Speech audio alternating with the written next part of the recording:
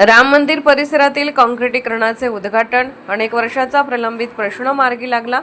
तारदाळ येथील श्रीराम मंदिर गावभाग परिसरात ग्रामपंचायतीच्या फंडातून मंजूर झालेला रस्त्याच्या काँक्रिटीकरण कामाचे उद्घाटन अनेक मान्यवरांच्या हस्ते गुढीपाडव्याच्या शुभ मुहूर्तावर गुरुवारी सकाळी करण्यात आले। गेली अनेक वर्षे या परिसरात गटर्स अभावी सांडपाण्याचा प्रश्न गंभीर बनला होता। तसेच या सखल भागात सांडपाण्यामुळे घाणीचे साम्राज्य पसरले होते।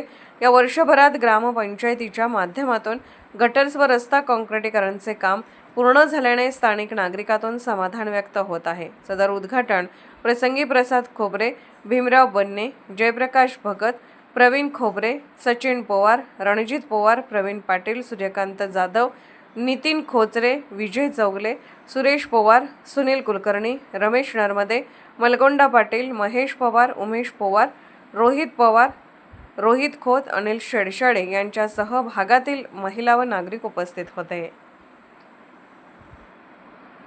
हो, रस्ता गटर करा भयंकर त्यांनी त्या ठिकाणी परिश्रम केले आणि या असलेल्या नवीन म्हणजे या 4 वर्षामध्ये जी सत्ता आली त्या सत्तेमध्ये जे आम्ही त्यांना सांगितलं ते त्या ठिकाणी सगळ्याच्या सगळी बाजूला कामं ठेवून आमच्या गटरचं काम पूर्ण केलं।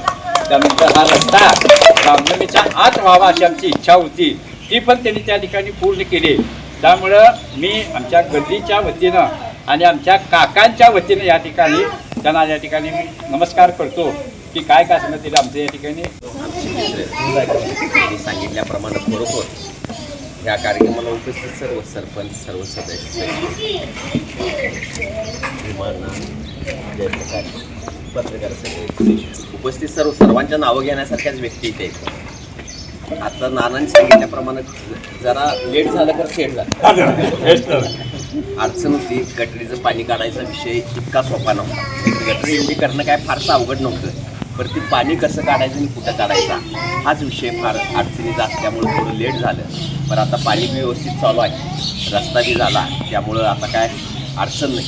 इथलं पुढं असंच सहकार्य तुमच्या या सगळ्यांचं याच्यापूर्वी सुद्धा आहेच, परत असंच सगळ्यांचं सहकार्य राहू।